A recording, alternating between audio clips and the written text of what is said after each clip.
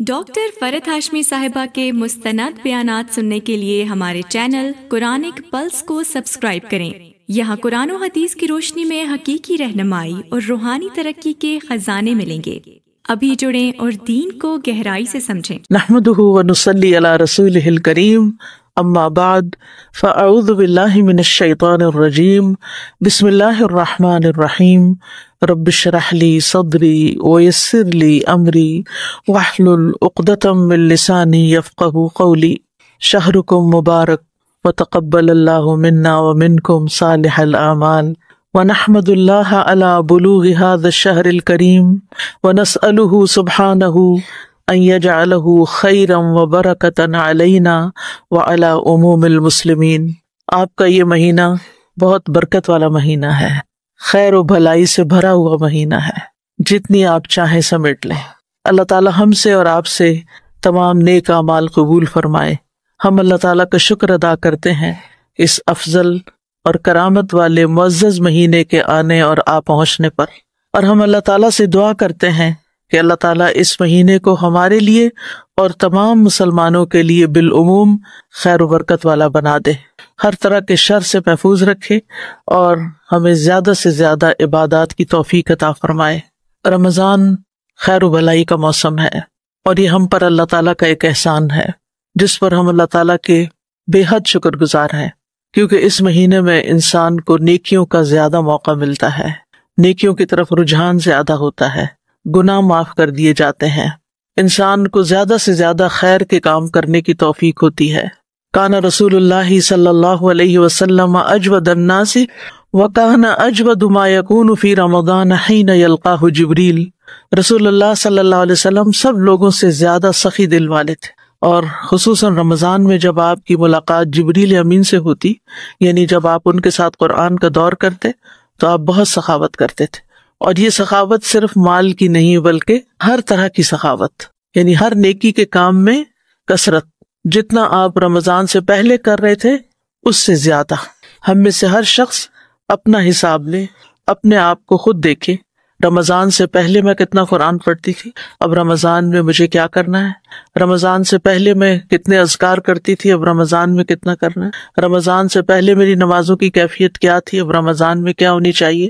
یعنی جتنے بھی نیکی کے اعمال ہیں ان تمام اعمال میں ہمیں اپنا جائزہ لے کر رمضان میں ان کے اندر کثرت کر دینی چاہیے، یعنی ہمارا رمضان اور غیر رمضان ایک جیسا نہ ہو۔ قرآن مجید میں اللہ تعالیٰ 3 طرح کے لوگوں کا ذکر کرتے ہیں، ثم اورثنا الکتاب الذین اصطفینا من عبادنا فمنہم ظالم لنفسہ ومنہم مقتصد ومنہم سابق بالخیرات باذن اللہ۔ پھر ہم نے ان لوگوں کو اس کتاب کا وارث بنا دیا جنہیں ہم نے اپنے بندوں میں سے چن لیا، پھر کوئی تو ان میں سے اپنی جان پہ ظلم کرنے والا ہے، کوئی ان میں سے میانہ رو ہے، اور کوئی ان میں سے اللہ کے اذن سے نیکیوں میں سبقت کرنے والا ہے۔ تو لوگوں میں سے کچھ اپنی جانوں پہ ظلم کرتے ہیں، کچھ درمیانی چال چلتے ہیں، اور کچھ نیکیوں میں آگے جاتے ہیں۔ ہمیں دیکھنا ہے کہ ہم کہاں کھڑے ہیں، ان میں سے ہم کون ہیں۔ کچھ لوگوں پر رمضان بڑا بھاری ہوتا ہے کیونکہ انہیں اس مہینے میں کھانے پینے سے، مباح کاموں سے رکنا ہوتا ہے، اور وہ لوگ دن گن رہے ہوتے ہیں، اس انتظار میں ہوتے ہیں کہ یہ مہینہ بس جلد گزر جائے تاکہ واپس وہ اپنے معمول پہ آ جائیں اور پھر گناہوں کو ویسے ہی کر سکے جیسے پہلے کرتے رہے ہیں۔ تو ایسے لوگ اپنی جان پر ظلم کرتے ہیں، جو نہ رمضان کا صحیح معنوں میں استقبال کرتے ہیں، نہ رمضان میں عام دنوں سے زیادہ عبادت کرتے ہیں، اور پھر انہیں رمضان کا شوق بھی نہیں ہوتا۔ بعض تو روزے بھی نہیں رکھتے، بعض تراویح نہیں پڑھتے، بعض اپنے گناہ نہیں چھوڑتے۔ تو ایسے لوگ اپنے جان پہ ظلم کر رہے ہیں کہ جو اس نیکیوں کے موسم بہار میں نیکیوں سے غافل ہیں۔ یعنی آج کل بہار کا موسم ہے نا، اتفاق کی بات ہے 2 بہاریں اکٹھی ہو گئی، تو بہار کے موسم میں درختوں کے رنگ، پھولوں کے رنگ، ہوا، فضا، پرندے، ہر چیز کے اندر ایک نئی لہر آ جاتی ہے، ایک زندگی دوڑ جاتی ہے۔ تو اسی طرح رمضان بھی نیکیوں کا موسم بہار ہے، اس میں بھی ہمارے اندر ایک نئی ایمانی قوت کی لہر دوڑ جانی چاہیے، ایک نیکیوں کے لیے دوڑنے اور بھاگنے کا ایک ذریعہ ہے یہ مہینہ۔ تو بدقسمت ہے وہ جو اس سے بھی فائدہ نہ اٹھائیں۔ کچھ لوگ درمیانی قسم کے ہوتے ہیں جو عادتاً روزہ رکھتے ہیں، وہ مہینے کے آنے پہ بس راضی ہیں اور اس کے آنے سے غمگین نہیں، اور عادتاً اس طرح کہ جیسے ان کے باپ دادا روزہ رکھتے تھے وہ بھی اسی طریقے پر ان کے گھروں میں بس نماز روزہ چل رہا ہوتا ہے. نہ اس مہینے کے آنے سے وہ بہت خوش ہوتے ہیں اور نہ ہی غمگین ہوتے ہیں. تو یہ لوگ مقتصد ہوتے ہیں. ایسے لوگ رمضان کو بس ایک رسم کے طور پر لیتے ہیں، جیسے سالانہ رسمیں ہوتی ہیں نا، ایسے ہی رسم ہوتی ہے. ان کی باقی زندگی بدستور اپنے ڈھرے پہ چلتی رہتی ہے. جیسے وہ رمضان سے پہلے ہوتے ہیں ویسے ہی وہ رمضان آنے پہ ہوتے ہیں. بس وہ روزہ رکھ لیتے ہیں، زیادہ زیادہ تراویح پڑھ لیتے ہیں، لیکن باقی نیک کاموں کا انہیں کوئی شوق نہیں ہوتا. رمضان تو آ جاتا ہے لیکن وہ ان کی زندگیوں میں داخل نہیں ہوتا، وہ زندگی کا حصہ نہیں بنتا، وہ ان کے معمولات کا حصہ نہیں بنتا. روزہ رکھ کے نہ ان کے دل نرم پڑتے ہیں، نہ ان کے اندر عجز پیدا ہوتا ہے، اور نہ ہی جائز ناجائز کے درمیان تمیز کرنے کی کوئی حس بیدار ہوتی ہے. بس ان کے نزدیک روزہ کیا ہے، ایک خاص وقت سے لے کر ایک خاص وقت تک کھانا پینا چھوڑ دینا، اور وہ سمجھتے ہیں کہ بس اسی سے ہی ہمارا رب راضی ہو جائے گا کیونکہ ہم بھوکے رہے ہیں. تو یہ صرف ایک رسم بن گیا ہے ان کے ہاں. یعنی جیسے ایک رسم نہ کی تو دوسری کر لی، ایک رسم گزری تو دوسری، اور رمضان کی رسم گزرے گی تو شادیوں کی رسم شروع ہو جائے گی، پھر وہ بھرپور طریقے سے اس میں داخل ہو جائیں گے اور رمضان کہیں گم جائے گا. تیسری قسم کے لوگ نیکیوں کے شوقین ہوتے ہیں. سابقوا بالخیرات باذن اللہ، اللہ کے اذن سے نیکیوں میں سبقت کرتے ہیں، آگے بڑھتے ہیں.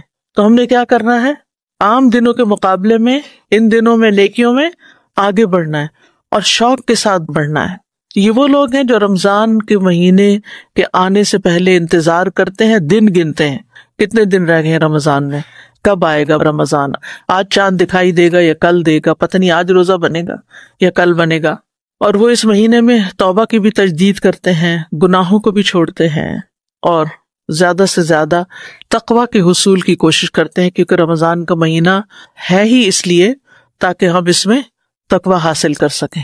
یا ایھا الذین آمنوا کتب علیکم الصیام کما کتب علی الذین من قبلکم لعلکم تتقون. یہ مہینہ آیا اس لیے تاکہ ہمارے اندر تقویٰ پیدا ہو. تو رمضان آنے سے ان کے اندر ایک خوشی کی لہر دوڑ جاتی.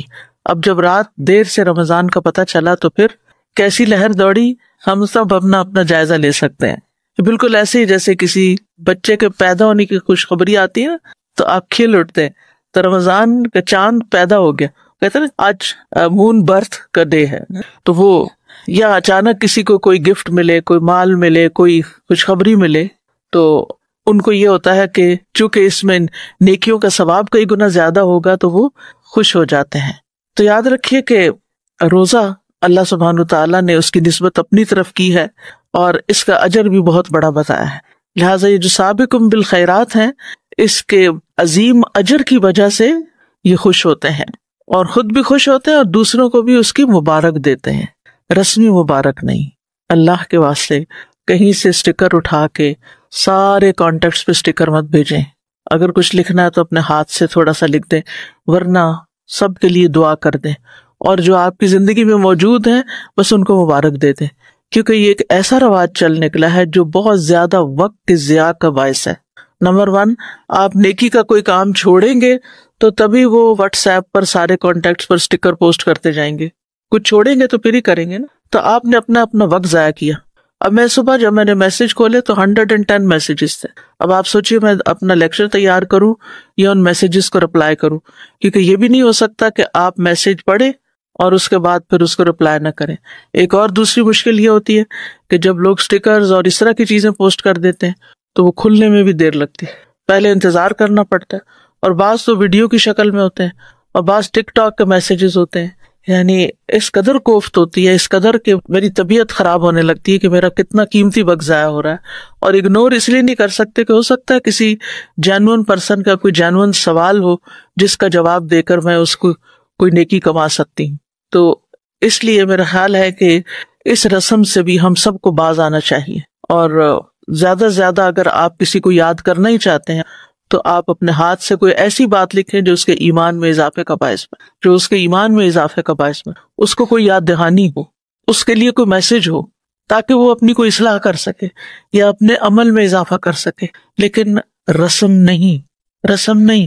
یہ جو کارڈز لینے دینے کی رسم ہے نا، یہ بیسیکلی مسلمانوں کی رسم نہیں ہے، یہ غیروں سے ہمارے اندر آئی ہے. اور پھر آپ دیکھیں ویسے بھی فزیکلی بھی جو کارڈز ملتے ہیں ان کا انجام کیا ہوتا ہے، کتنے پیسے اس پہ خرچ ہو جاتے ہیں۔ اس کے برعکس یہ نہیں بہتر کہ اس کارڈ کی بجائے آپ ویسے ہی کسی کی طرف سے وہ صدقہ کر دیں یا کسی غریب کو کچھ کھانے کی کوئی چیز لے دیں؟ تو ایسی چیزوں سے زندگی میں بچنے کی کوشش کریں، ایسی خریداری سے بچنے کی کوشش کریں کہ جس کا انجام محض ویسٹ ہو۔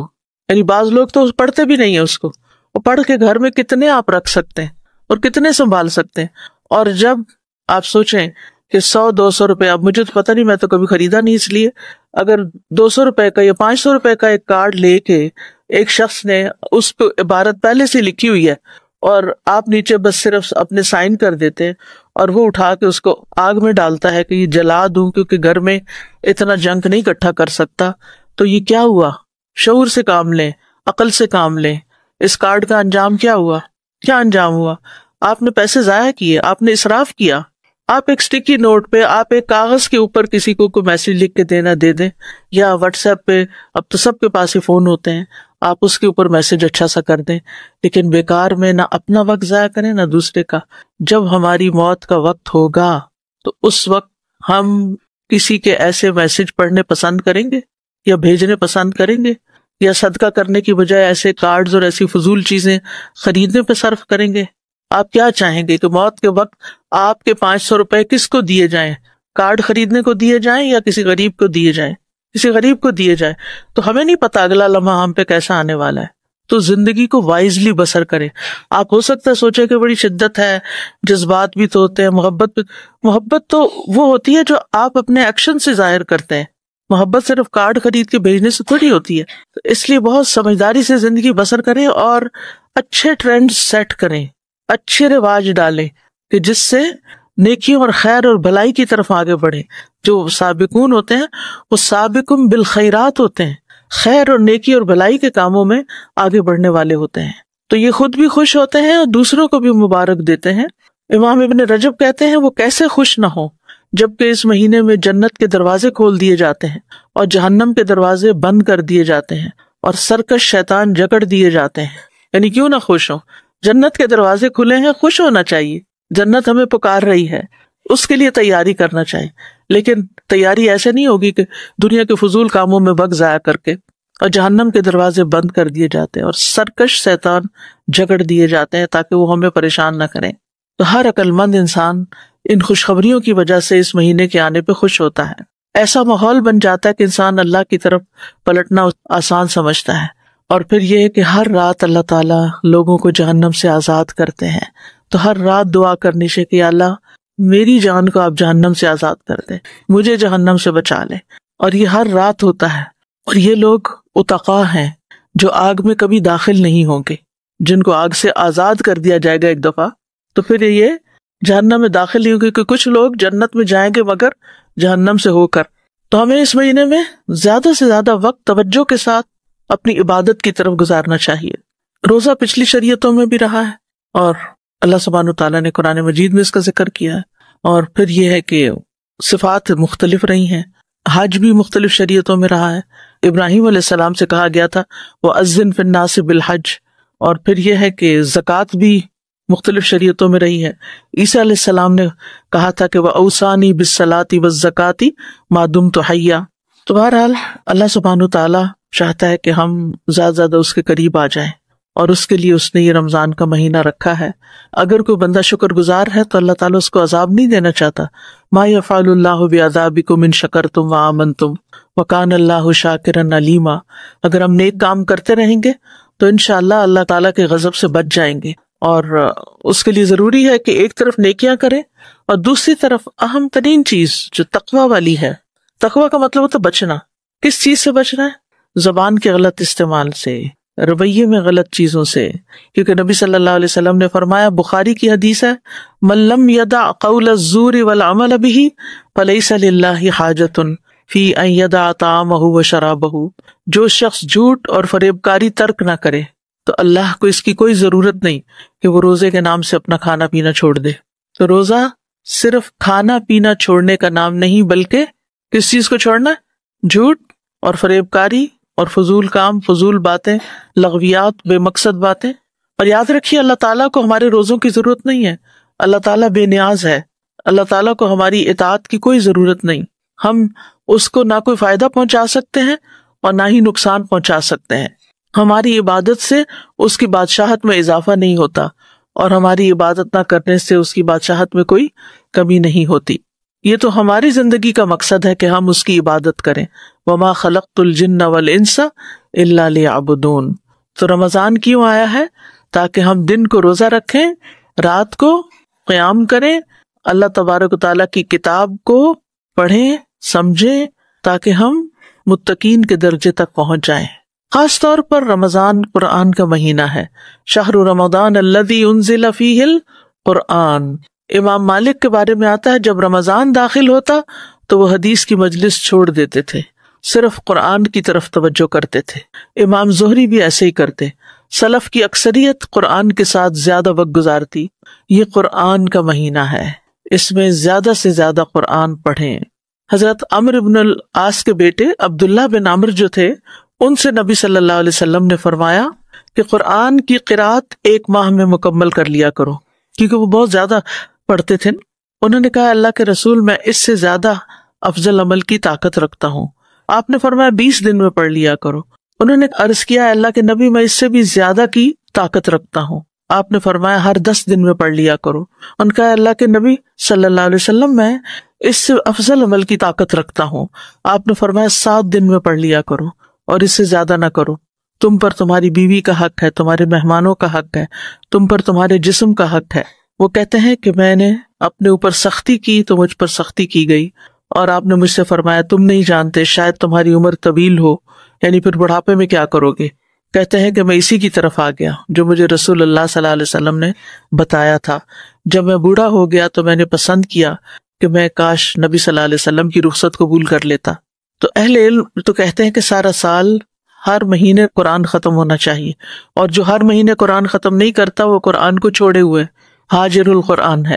لیکن رمضان میں تو ہر سورت ایک قرآن مکمل ہونا ہی چاہیے، یعنی تلاوت کر کے ایک قیام میں سن لیں، اور ایک اگر ہو سکے تو ترجمے سے پڑھ لیں، سن لیں، دورہ قرآن کر لیں۔ تو بہرحال اس مہینے کی خیر سے محروم نہیں ہونا۔ جو اس مہینے کی خیر و برکت سے محروم رہا وہ ہر خیر سے محروم رہا، اور خاص طور پر لیلۃ القدر تو اس کی تیاری ابھی سے کریں گے انشاءاللہ تو اللہ تعالیٰ نصیب بھی کرے گا، کیونکہ اس میں ایک رات کی عبادت 83 ایئرس کی عبادت سے بڑھ کر ہے۔ بہرحال یہ توبہ اور رجوع کرنے کا مہینہ بھی ہے اور اجر کمانے کا مہینہ بھی ہے، اللہ تعالیٰ سے معافی مانگنے کا مہینہ ہے۔ اللہم انک عفو تحب العفو فاعف عنا، خوب دعائیں کرنے کا مہینہ۔ آپ سب کے پاس دعائیں ایپ ہے، اگر نہیں ہے تو آپ یہ ایپ ڈاؤن لوڈ کر لیں اور دن میں کئی دفعہ اس کو کھول کر دعائیں پڑھتے جائیں، یعنی مانگتے جائیں، کیونکہ اس میں الحمدللہ میکسیمم کوشش کی گئی ہے کہ جو بھی اچھی دعا قرآن و سنت سے ہمیں ملے وہ اس میں جمع کرتے جائیں۔ اور اسی طرح البرد المصفى المختار جو ہے وہ بھی اس میں موجود ہے، تو آسانی ہے سفر کرتے ہوئے، راستے میں آتے جاتے، روزہ کھلنے سے پہلے، کھانے کی میز پہ بھی، ایون کہیں پر بھی آپ زیادہ سے زیادہ دعائیں مانگیں، کیونکہ روزہ دار کی دعائیں بھی قبول ہوتی ہیں۔ پھر یہ کہ صدقہ اور خرچ کرنے کا مہینہ ہے، تو صدقے میں بہت سی چیزیں ہیں اور اس میں آپ مختلف طریقے سے صدقہ کر سکتے ہیں۔ اس میں سے ایک روزہ کھلوانا بھی ہے، اور یہ ضروری نہیں کہ غریبوں کا روزہ کھلوایا جائے، آپ کسی کا بھی روزہ کھلوا سکتے ہیں، کسی کے بھی کھانے کا بندوبست کر سکتے ہیں۔ اور مجھے تو یہ بہت ہی اچھا لگتا ہے کہ ماشاءاللہ اس وقت ہاسٹل میں 500 کے قریب لوگ ہیں، بلکہ زیادہ ہی ہوں گے، میل سٹاف کو بھی شامل کر لیا جائے تو اگر ایک دن روزہ کھلوا لیتے ہیں تو اتنے سارے لوگوں کا، یعنی 500 لوگوں کے روزے کا ثواب مل جائے گا۔ تو انشاءاللہ ابھی آنے سے پہلے امارہ نے سب سے پہل کی تھی کہ میں نے کھلوانا ہے روزہ، تو آج کا انشاءاللہ اس کی طرف سے ہوگا، تو پیسے جمع کرا دیے۔ تو آپ بھی یہ کر سکتے ہیں کہ یعنی ایک ایک کلاس، ایک ایک گروپ مل کے بھی کر سکتے۔ مجھے معلوم ہے کہ اسٹوڈنٹ لائف میں اتنے پیسے نہیں ہوتے، لیکن نیکی کرنے کا ایک رجحان ہمارے اندر ہونا چاہیے۔ آپ اپنے پیرنٹس کو کہہ سکتے ہیں وہ کنٹریبیوٹ کریں، ہاسٹل اسٹوڈنٹس کے لیے کھانے کا انتظام کریں۔ اسی طرح اور جگہوں پر بھی آپ اپنے خاندان کے سارے لوگوں کا دیکھیں کہ کہاں کہاں کون ضرورت مند ہے، کس کو میں کیا بھجوا سکتی ہوں، کیونکہ اس وقت جو مہنگائی کی صورتحال ہے اور ہر روز جس طرح بڑھ رہی ہے، اچھے اچھے گھرانے جو ہیں اس کی زد میں ہیں. آپ یقین کریں صبح میں جب سحری کھا رہی تھی تو میرے اندر ہی اندر ایک تکلیف دوڑ رہی تھی کہ میں تو یہ کھا رہی ہوں. یعنی وہ ایک ہمدردی اور یکجہتی کا وقت ہوتا ہے نا کہ سارے لوگ اس وقت کچھ کھا رہے ہیں. یعنی سحری کے وقت پتہ نہیں کیا کھا رہے ہوں گے, پتہ نہیں آج کوئی بھوکا تو نہیں رہا. یعنی ایک عجیب سی دل میں تکلیف آ رہی تھی. تو اس اعتبار سے بھی اپنے خاندان, اپنے نیبرہڈ, اپنے قریب کے لوگوں اور ان سب کا ضرور جائزہ لیں, اور اللہ نے آپ کو جو بھی توفیق دی ہو آپ اس میں خرچ کر سکتے ہیں. اور پھر صرف ایک یہی خرچ نہیں ہے, اس کے علاوہ بھی آپ دیکھیں کہ باقی جو پروجیکٹس آ رہے ہیں ان کے اندر آپ خرچ کر سکتے ہیں. اس وقت بلڈنگ کی جیسے چلر کہ ابھی تک ٹارگٹ پورا نہیں ہوا ہمارا, چلر میں یہ جو گرمیاں آ رہی ہیں آگے اور کہہ رہے ہیں کہ رمضان کے اندر ہی گرمی کی لہر آنے والی ہے, تو اس کے اندر آپ ڈونیٹ کر سکتے ہیں. پھر الحمدللہ AIS کی نئی بلڈنگ کا افتتاح ہو چکا ہے ٹاپ سٹی میں. اس کے اندر چاہے آپ ایک اینٹ کے پیسے ڈالیں, یعنی اس بلڈنگ میں جو ساتھ والی ہے اس میں بہت ساری بچیاں جو تھیں انہوں نے اپنے اپنے حصے ڈالے تھے, تو وہ جب تک اسکول کھڑا رہے گا جتنے بچے آتے جاتے رہیں گے انشاءاللہ تعالیٰ آپ کے لیے صدقہ جاریہ ہوگا. پرسوں میں اپنی بہن کی طرف گئی تھی, اس کی ٹوئنز ہیں چھوٹی چھوٹی, تو مونٹیسری میں ہے. کہتی باجی یہ واپس آتی ہیں سارا دن جو باتیں کرتی ہیں اللہ اللہ کی باتیں کر رہی ہوتی. مجھے اتنی خوشی ہوئی کہ کہتی ہے کہ گاڑی پہ بیٹھی تو کہتی اللہ اکبر استغفر اللہ, اور بالکل چھوٹی چھوٹی. یہ کہاں سے سیکھی؟ اسکول سے سیکھی یہ باتیں. تو ظاہر ہے کہ جنہوں نے اسکول بنانے کا اور چلانے کا اور پڑھانے کا انتظام کیا, چاہے کسی بھی جگہ کیسے بھی کوئی بھی کنٹریبیوشن ہے وہ ایک اجر و ثواب کا باعث ہے. تو ان کاموں میں ہمیں پیچھے نہیں رہنا چاہیے. اسی طرح کچھ اور چیزیں بھی آپ کے سامنے آ سکتی. یعنی میں تو یہ دعا کرتی ہوں کہ یا اللہ جہاں ایسی ضرورت ہے نا تو آپ خود سامنے لے آ, جو جینوئن ضرورت ہو کسی کی. تو اللہ تعالیٰ ہمیں توفیق بھی عطا کرے, کیونکہ نبی صلی اللہ علیہ وسلم رمضان کے مہینے میں عام دنوں سے زیادہ سخاوت کرتے تھے, اجود الناس. اور پھر جب انسان رمضان کی برکت ہوتی ہے, روزے کی حالت میں ہوتا ہے, قرآن پڑھا ہوا ہوتا ہے اور صدقے کی طرف رجحان ہوتا ہے, تو انسان زیادہ سے زیادہ پھر خیر کے کاموں میں حصہ ڈالتا ہے. تو کچھ لوگوں کو میں نے دیکھا ہے کہ وہ مختلف کیٹیگریز بنا لیتے ہیں جو بھی ان کے پاس ہوتا ہے, اور پھر ہر کیٹیگری میں کچھ نہ کچھ ڈالتے جاتے ہیں. تو یہ مہینہ سستی کرنے کا مہینہ نہیں ہے کسی بھی معاملے میں, صرف سوتے رہنے کا مہینہ نہیں ہے, صرف بہترین افطار بنانے کا مہینہ نہیں ہے کہ آپ افطاری میں بے شمار اپنے لیے پکوان بنا لیں, بلکہ کوشش کریں کہ کم سے کم ہو اور باقی جو ہے وہ دوسروں کو دینے والے ہوں. پھر اسی طرح یہ قیام ہے تو قیام میں سستی نہیں کرنی. دن کو اتنا آرام ضرور کر لیں کہ جس کی وجہ سے آپ کا قیام اللیل اچھا ہو سکے, کیونکہ یہ محنت کا مہینہ ہے. غزوہ بدر رمضان میں ہوئی, فتح مکہ رمضان میں ہوئی. اس سے کیا پتہ چلتا ہے کہ رمضان کی وجہ سے بڑے بڑے کام جو کر رہے ہیں ہم وہ رکنے نہیں چاہیے. یہ نہیں کہ استاد کے پاس آ جائے مجھے 1 مہینے کی چھٹی دے دے, میں 1 مہینے کا گیپ لے رہی ہوں اسٹڈیز میں, کورس میں, تاکہ میں رمضان اچھا سا گزار سکوں. آپ ایک ٹیچر ہیں, سینکڑوں لوگوں کو فائدہ پہنچا رہے ہیں, آپ چھٹی لے کے چلے جائیں کہ مجھے عبادت کرنی ہے تو آپ کلاس کسی اور کو دے دیں, میں ذرا گیپ لے کے جا رہی ہوں عبادت کرنے کے لیے. نہیں, ہمارا دین ہمیں یہ نہیں سکھاتا کہ ہم عبادت کے نام پر اپنے فرائض سے غافل ہوں. ہم اپنے فرائض پورے کریں اور پھر اس کے بعد باقی وقت جو ہے اپنی عبادت کو دیں. ہم اپنی فضولیات کو کم کریں, لغویات کو کم کریں. پھر آپ دیکھیے کہ ہر نیکی کا اجر جو ہوتا ہے نا وہ 10 گنا ہوتا ہے, لیکن روزے کا اجر جو ہے نا وہ اللہ کے ذمہ ہے. وہ گناہ سے نہیں ناپا گیا, وہ اللہ رب العزت نے دینا ہے, الغنی نے دینا ہے, الرحمن الرحیم نے دینا ہے. وہ کتنا ہوگا آپ سوچ ہی نہیں سکتے. لیکن اپنے روزے کو خوبصورت بنائیں, اس کے اندر کوئی ایسی چیز نہیں آنے دے کہ وہ جگہ جگہ سے پھٹا ہوا ہو. کہیں آپ نے کسی کو طنز کر دیا, کسی کو تکلیف دے دی, کسی کو کوئی بات سنا دی, کسی کے ساتھ کچھ کر دیا. نہیں, ضبط نفس. روزہ کیا سکھاتا ہے؟ سیلف کنٹرول, ضبط نفس. تو آپ نے ضبط نفس رکھنا ہے. کوئی آپ سے لڑائی کرنے بھی آ جائے تو آپ نے کہنا ہے انی صائم, میں روزے سے ہوں, میں نہیں لڑ سکتا. جواباً لڑائی نہیں کرنی کسی بھی میڈیا سے, اور خاص طور پر سوشل میڈیا, کیونکہ کچھ لوگوں نے کھیل بنایا ہوا ہے کہ وہ ایک کمنٹ کرتا ہے اور جواباً اس سے بڑی اس کے اوپر یلغار آتی ہے اور برے برے لفظ, اور بعض لوگ تو گالیاں دینا شروع ہو جاتے ہیں ایک دوسرے کو. تو ان سب چیزوں میں بہت ہی احتیاط کرنی ہے. اور اگر بھوک لگے تو کیا سوچنا ہے, پیاس لگے تو کیا سوچنا ہے, تھکاوٹ ہو جائے تو کیا سوچنا ہے. ایک دن ہم اپنے رب سے ملیں گے, ایک دن ہم باب الریان سے داخل ہوں گے اور بالکل سیراب ہو جائیں گے. یہ آج کی بھوک اور پیاس کا بدلہ ہوگا. اس لیے میں نے اس کا ذکر بھی نہیں کرنا کہ مجھے پیاس لگی ہے، میں نے ذکر بھی نہیں کرنا کہ مجھے بھوک لگی ہے۔ تو ہمیں خوب کوشش کرنی ہے اپنے نفس کے ساتھ، اپنے روزے کے ساتھ، اپنے اوقات کے ساتھ۔ اور ٹارگٹ کیا ہونا چاہیے کہ دل میں تقویٰ پیدا ہو جائے۔ اس کی علامت کیا ہوگی کہ آپ کے دل کے اندر ایک اطمینان آ جائے گا، ان نیک کاموں کی وجہ سے ایک سکون کی لہر دوڑ جائے گی۔ تو جب ہم ارادہ کریں گے، جب ہم طلب کریں گے، جب ہم کوشش کریں گے، تو انشاءاللہ اللہ تعالیٰ ہمیں تقویٰ عطا بھی کریں گے، کیونکہ یہ اصل ٹارگٹ ہے اس مہینے میں اچیو کرنے کا۔